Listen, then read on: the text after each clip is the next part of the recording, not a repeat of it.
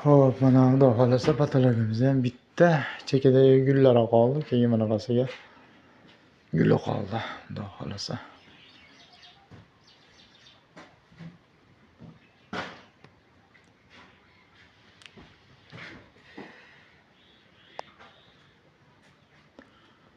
Devor polni utlepleniya bo'ladi. Karkas to'qilib, bu tomon dekorativniy bo'ladi.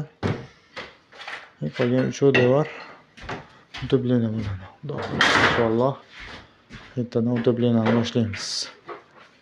Bu tomon eski derazasi bor edi, shuni hozir karkas to'qib, sakardan yopib yubordik. Xonamiz ichi qorong'ir.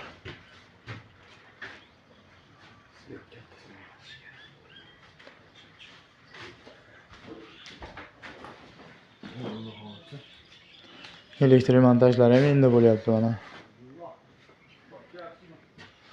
Xudo xolasa endi utlepleniya bo'lgandan keyin dekor plas bo'ladi, bu tomon dekorativniy bo'ladi. Xudo xolasa endi bitganda bitta video qilamiz inshaalloh.